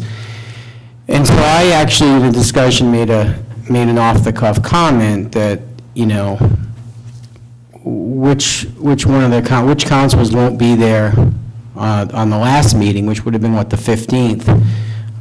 My joke was, I want to see whose car battery is dead, that, you know, so that they don't have a quorum to meet. And lo and behold, there were 4 counselors, but the solicitor couldn't make it. So I don't want to throw stones, but I would have a hard time, I mean, with what I've witnessed, I'd have a very hard time doing that. That's just my position on one vote. I think the one thing that has been absent is any statement of intent from anybody. You're in contact with Denise, you're in contact with Christine. I mean, people have had contact with these people, and they know that we're wondering, and nowhere has there been any indication that they are working on something and, you know, can you give us 2 weeks after the deadline? We're working on getting something to you. It's the opposite. Well, not only that, but I sat in this seat in the Budget Committee last spring, and I heard our town council president state that when we were having a discussion with the then town administrator about section 12, either 1205 or 1214, the town council president stated about the money going to the general fund from the casino. The town council president stated that's why we're going to have a charter review commission. Section, you know, that subject of the money, casino money, that's why we're going to have a charter review commission. Town council president said that. Wait. Now, that was last budget season. A casino subcommittee? No, I'm sorry if I misspoke. That's why we're going to have a charter review commission. Oh. Okay?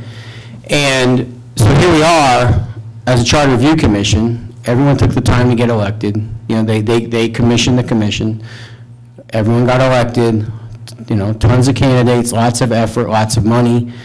And now here we are 5 months in, and this all-important topic of Section 12, is it 05 or 14, I can never remember, and we can't get, you know, we're looking for feedback, whatever. Our train's moving, but I'm just, you know, the reason, what I heard that night in that budget committee, the reason what we're having this commission is to address that issue of this casino money. That was, you know, that was the paramount trigger, is what I heard from the council president. And so here we are 5 months in, and we are, you know, like, it's, you know, we've already stated. So anyway, we, you know, for a bunch of reasons, they can't seem to hold a meeting. So it is what it is. I think we're doing a great job, and, you know, hopefully it'll all come together in the end. One more thing. No, I'm looking for guidance. I think we do have some concerns, and it's a little unclear if this is a sign of trouble to come, or if it's just people are busy and it's the holiday season. So I'd like your input. Yeah, I'm gonna wait for Richard. Yeah, Richard and then Ray. Yep. We should not only inform them that an individual can submit, but after the deadline, they can submit through us. Okay, so there's plenty of avenues for them to delay and get through and still get a proposal in. Right. They'd have to just convince 1 out of 9 They'd of have us to that convince we're 1 out of 9 forcing to a get vote rid on the of rest of us. FDR. So, Or at least bring it forward. Right. So, let's see, how do I start this? So, it's always how you frame it, you know?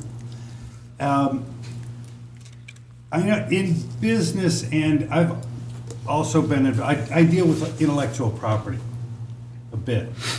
And when I've had contentions with intellectual property, and it's usually people that are way more sophisticated than I am, nonetheless, you have your rights and everything else. I usually find when they don't talk to you, means they don't like your point of view. And they're not gonna go along with you no matter what you do, until they either have to or you go away, or somehow things go along. And that's always been in many things that I've done, when you start to either negotiate or, you know, open up a discussion. If they don't like it, they just don't get back to you. Yep.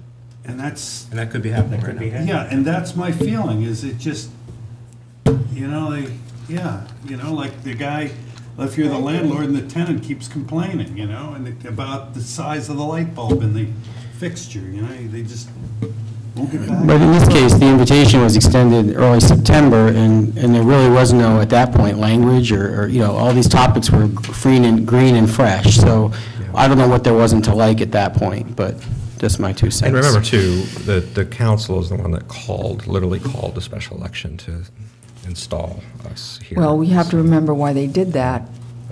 They wanted to just amend without a charter review, and because it was not popular with the people that they were going to do that, they decided the charter review would be the best route to go.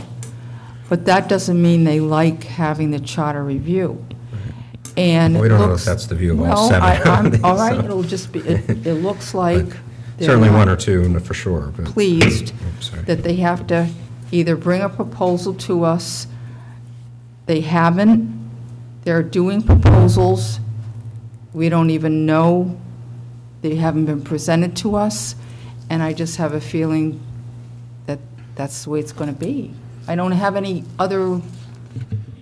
to look at that it wouldn't be like that, because that's all I know right now. They Okay, well, haven't followed our let me process. see if I can at least take some takeaways, and we'll go back to some debate. But so my 2 items would be, I will, Donna and I will both make sure that we're satisfied with the records, the formal records, request response, make sure you have a copy of all of that. Given the backdrop that they've sent things to the solicitor before preliminary approval, that does help to explain, and I think the, let's say, less than a completely clear agenda item explains that very serious, attention weight, We will transmit another cover letter to the solicitor with the 2 approvals from earlier tonight.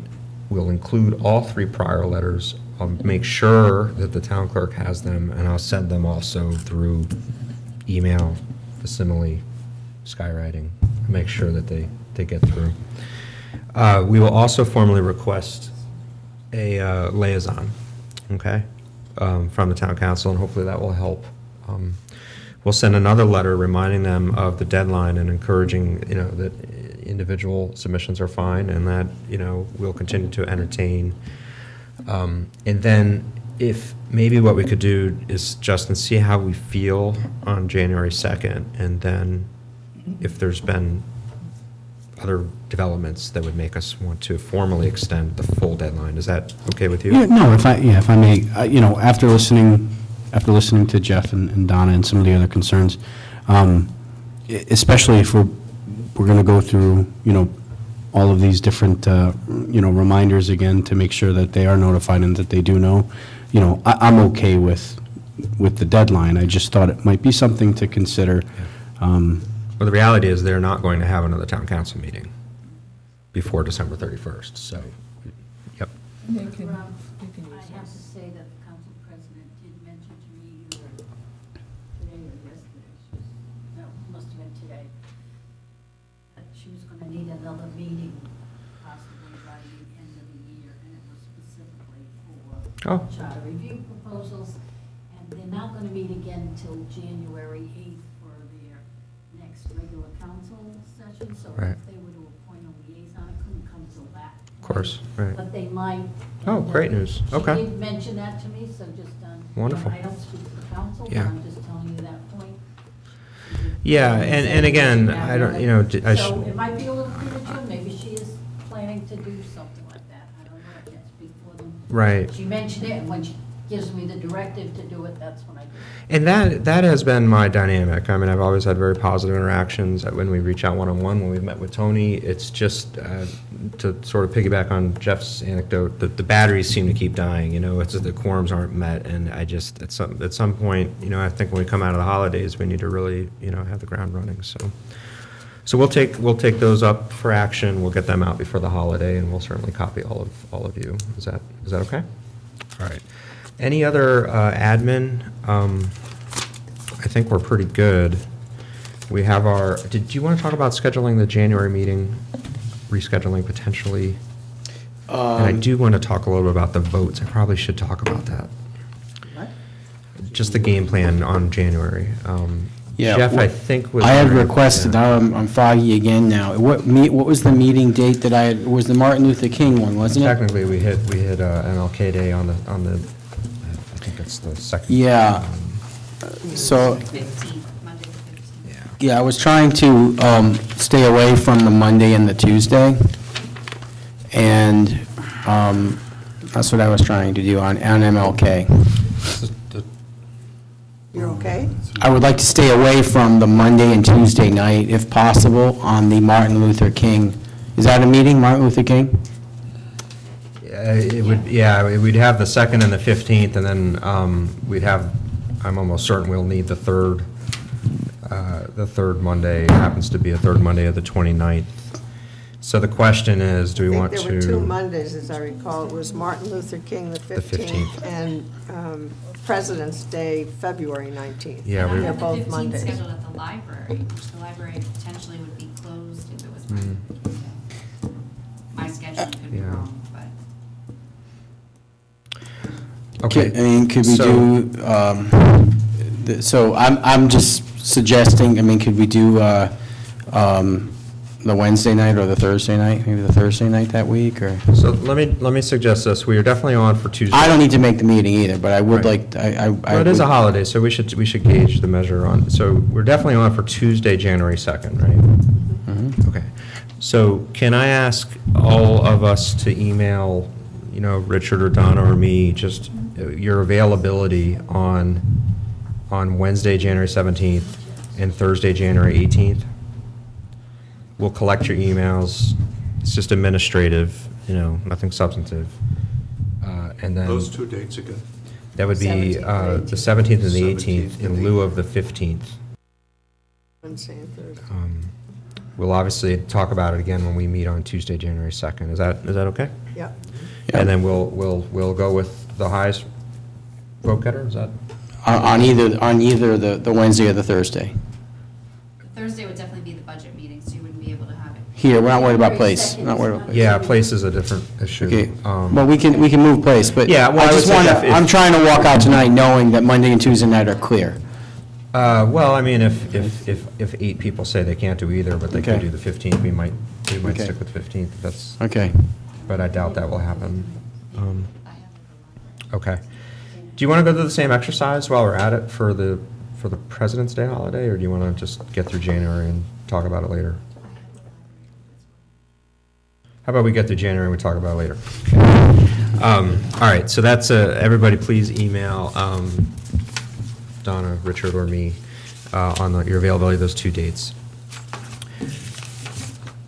I really do want to do a little more discussion. We'll write a memo and get this out to you, which I know you'll enjoy reading over the holidays. I'll send an email out when I get Yeah. home, and people will have to tell me what dates are good for them, okay? Okay. Is that all right? Yeah, that's great.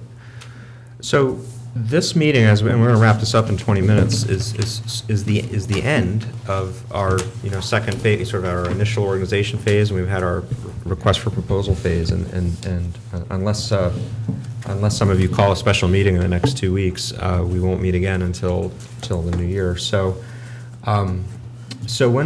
we have done our mini workshops. We've done what we could on preliminary discussions, some preliminary votes. We've done a lot of work.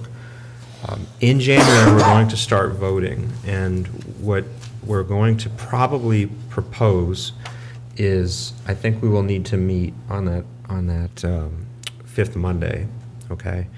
But those will be votes that are more formal than the preliminary votes, and what that means is, if the vote is taken, and if it doesn't get revisited, it's going to stand. So I just want you to sort of be aware of that. Now, if you take a vote on something, say you want to change the planning board from 9 to 7, and we take a vote on that on January 2nd, there will still be more votes in the future, because we will literally then go draft the language, and you can, and there will at some point be public hearings, which could also result in amendments. But I want you to, it is a notch up, and so if you see a vote happen and it doesn't get revisited, that vote will stand. And it will also, we will do a more formal legal review, and we will also then charge us and the sponsor with drafting legal language. So it's a little bit of a step up, and I just want you to be aware of that. The other thing that we need to be mindful of is we have 95, which is, I think, a great problem to have. We have 95 proposals and a few variations on many of them, and more to come. I'll be submitting some as well in the next couple weeks.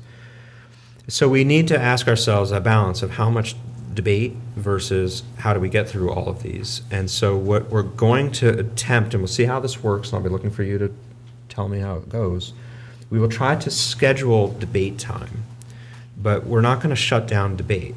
We will debate as long as anybody wants, or at least perhaps until 2/3 say no. But just bear in mind that we will call as many meetings as necessary to make sure that you have all the debate that you want. So, you may want to kind of keep that in mind, that we may need to start meeting weekly instead of bi-weekly. And I'm happy to do it. I want to do it right. I think it's a great problem to have all these. We're triaging these as best as we can. But coming into those votes, having read the proposals, having an idea, reaching out, don't violate open meetings, but reaching out to people, getting your questions answered. You want to call Stu Hardy, go ahead. You don't need permission from, really trying to line that up. Okay, so we'll put a memo out to kind of remind everybody on that's our plan. Okay, that's the admin. Thank you. Let's go back to, for our last 15. Oh, I'm sorry. Yes, Nancy. I do have to go. Sure. I just want to make one more comment on Yeah. this. I mentioned it to Mr. Ron. Go ahead.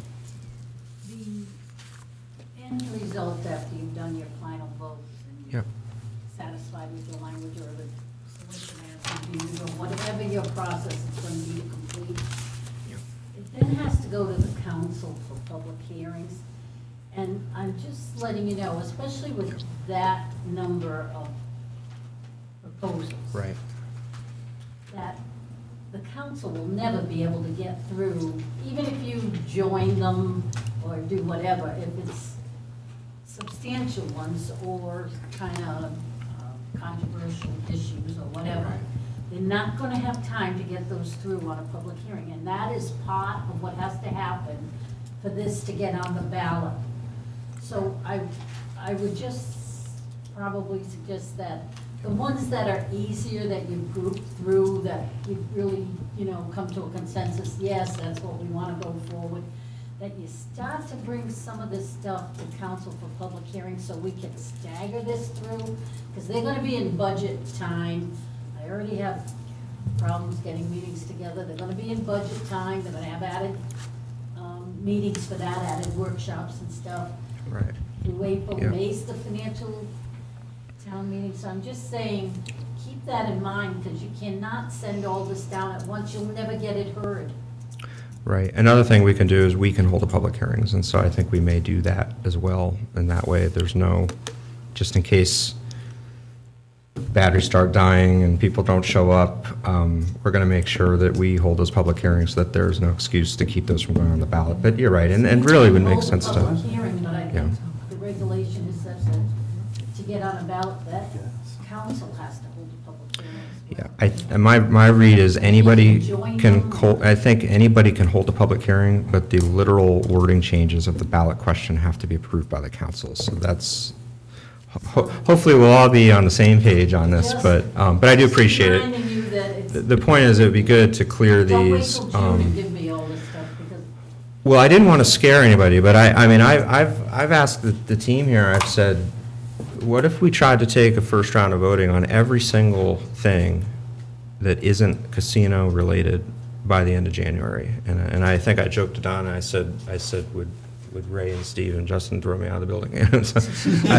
You know, but I mean, I think, and I might have asked Jeff to at least put that down on paper and show me what that looks like. Does that look like 30 seconds of debate, and is it silly? I mean, does it look like 8 meetings? But I would like, I'd like the work done with months to spare, so that we don't have any, especially, to be very frank, we've had some problems with some of these dead batteries, so I'm going to keep using that. And I don't want to, so I'd like to hold a public hearing. If they want to hold a public hearing too, then that's great, you know, but I don't want there to be any excuse whatsoever that our work is not put in front of those voters. Dates So, to kind of keep in mind is, it's either August 6th or August 8th. I'll check Yeah. with the Secretary of State. That has to be certified by the Board of Canvass as well. right. And submitted to the Secretary of State to be on a ballot. To be on the general election ballot. To be on the general election, If I they- still have to have it up there. It's Yeah. either August 6th or August 8th, I can't remember which. Yeah. Goes to the Check with Secretary of Secretary State. Mm-hmm. Yes, it has to be Yeah. by then. That's why I'm saying it's got to get through a public hearing, it's Yeah. got to get through the Board of Canvass, get the proper language, and get up to the Yeah. state. If it's going to be on the Just a general. reminder. I don't know if I have an opinion on general or special. I guess they've done it both ways, but we should aim for that date no matter what, and I guess see what happens. But I mean, yeah, great. Okay, thank you for, I think January's going to be we have a lot of work to do in January. So, okay, let's talk a little bit about 8C. These are proposals from our treasurer, 82A and 82B. One is to change the duty to a non-voting member liaison to the police pension plan. And the other one is to clarify wastewater commission and housing authority language. These are proposal IDs 62A and B. I guess they're on the same sheet, but they're almost two different proposals in a way. Oh, they're different, yeah. It goes to show you that it's not even really 95. I mean, some of these have some subparts, so we have a lot. Any preliminary comments on either of these? Mr. Chairman, I don't have a problem with 62A. I had questions about that, and I came to understand the topic, and I think it's a reasonable request, and I don't have a problem with it. So again, A is the, I guess right now, the treasurer is a voting member on the police pension board. The suggestion would be to make that a staffing role, not a voting role, maybe an advisory role. That one would want a legal review, of course, but any? I have no problem with it either. I frankly bought her fiduciary obligation to the taxpayer argument, and that it puts her in an awkward position. Okay. Yeah, she should know her. I think that should go forward. All right, if they were all that easy. So let's talk a little bit about the wastewater commission. Well, there isn't one. That's easy. It's now the it's a department now, Right. it's not a commission. So it needs to come out. It's just It's clarification. no longer, She writes that it's a separate and distinct entity from the town. no. Which we are not necessarily going to have it in the charter anymore.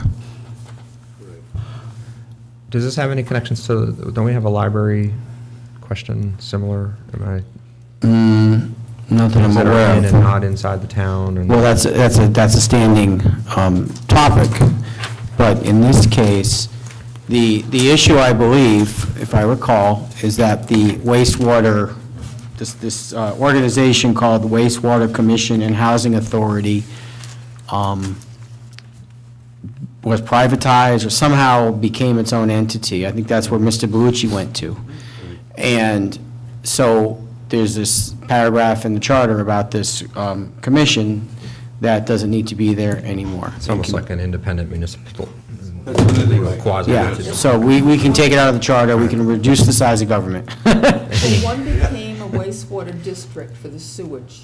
Okay. So it's no longer a commission. Okay. And the other one has to do with federal.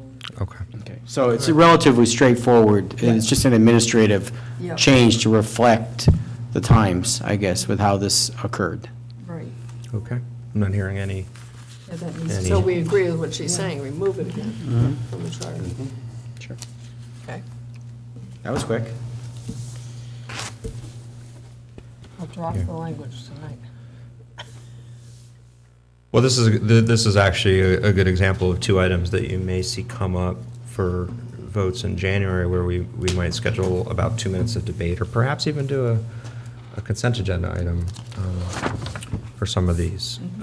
Although I'll be more, the more formal the voting, the more open I want to make public comment too. So you never know who's going to show up and want to talk about 62B. But all right, let's keep going. So 8D, number 38, and number 39, both from Donna, restriction on past, present union members and restriction on past, present union members negotiating contracts. This seems somewhat apropos given our mini session today. Oh, sorry. Did I skip something? Did we do, we didn't do, okay, we're not going to do. Oh, okay. Yep, we're good. Sorry. Nope, we're going to do 38 and 39. So Donna, 38. Yeah. Okay, that's ethics, finance, and union. Right, 38, language to ensure that the card-carrying union members present and retired who are not town employees but are members of the same union, different local or different union, from being involved with any financial decisions, voting on budgets, pensions, or for town unionized employees. Code of Ethics, Rhode Island General Laws 36-14-2 definition. 3, business associate means a person joined together with another to achieve a common financial objective, conflict of interest. And this is for 38. So right now, I've done some homework, and they are allowed to serve on elected positions due to no personal gain, as I'm told, so not in conflict with the interest. But unions don't work that way. Unions work as a global interest.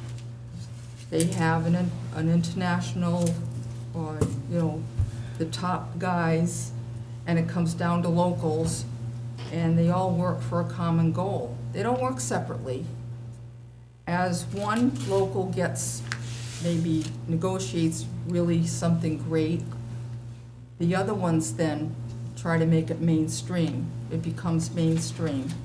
So in that process, it is a personal gain, because then someone from Barrington who works there, who gets it for Tiverton, or financially does something that would benefit the firefighters, could initially benefit themselves at another local.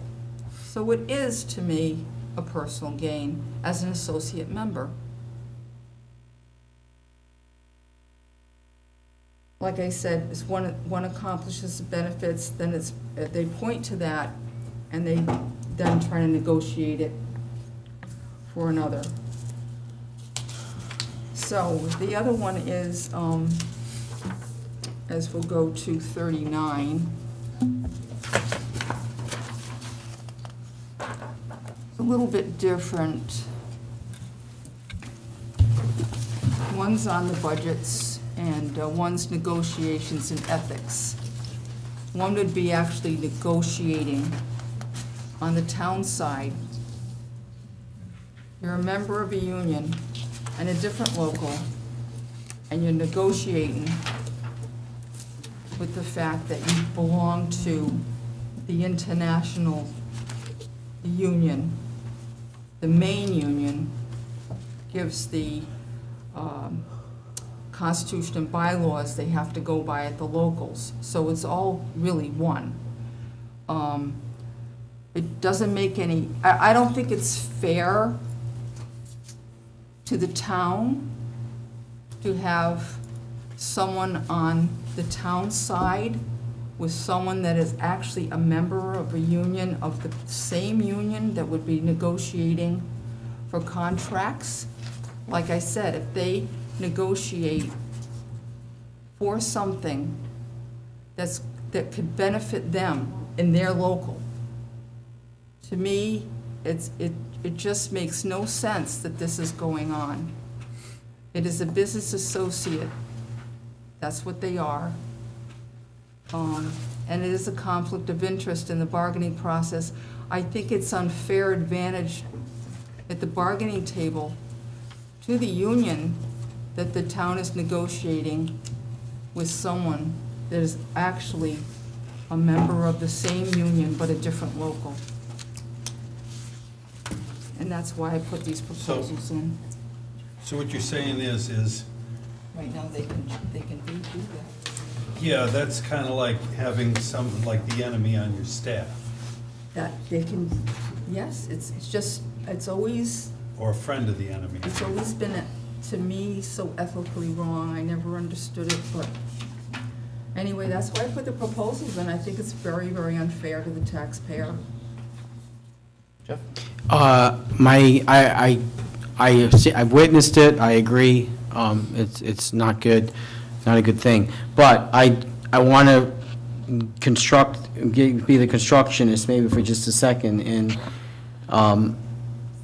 how would one define, I mean, I know Donna took a stab at it with the language, but I'm just not seeing it yet, how to construct this in terms of limiting that scope. Like, how do you define a retired person? What if, they're just trying to, a retired union person? Getting actual pensions. And then how do you police it too? And these are the two areas. I'm not trying to fight it. I'm just trying to further the idea. As long as a retired person too, I know that you can if you want to. You can just pay your dues.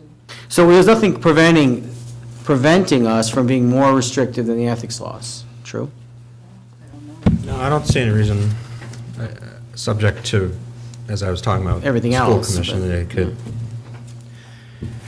get attention at a state level that maybe we should be worried about it, maybe not. As far as how it would go mechanically, there's no perfect solution, but one that just came to me is, when you, particularly if you're going to have a qualification process, which I'm not sure that we've approved, but you could imagine a self-certification or something that says, before I present myself, some type of disclosure form, like all of us have filled out for the Ethics Commission. You could have a local, and maybe that's another type of qualification. And we haven't really gotten into that, and we've asked similar questions. Well, no, you just disclose it, and therefore you'll recuse. So if you were drawing a pension, let's say you're drawing a police pension from the town of Tiverton, you're no longer an active member anymore, then you would add another layer of recusal. I think that's one way you could. Okay, so maybe it's not as, I just couldn't see that, so maybe it's not as far out as I thought to construct it.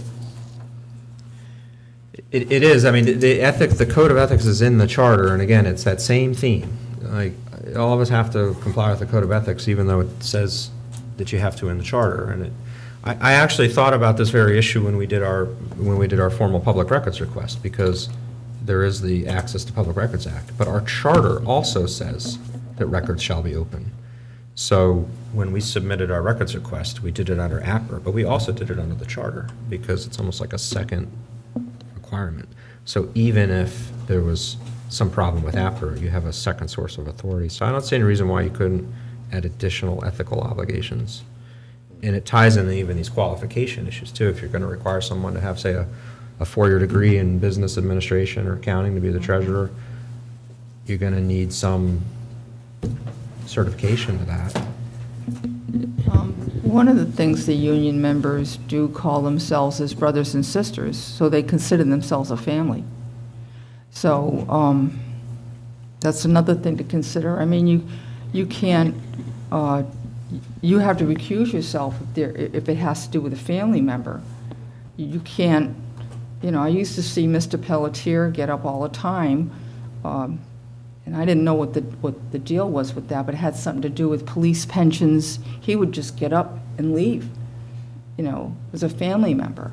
And they considered them family members because they call themselves brothers and sisters. Any other preliminary discussion on these two items? Comments from the crowd? No? Okay.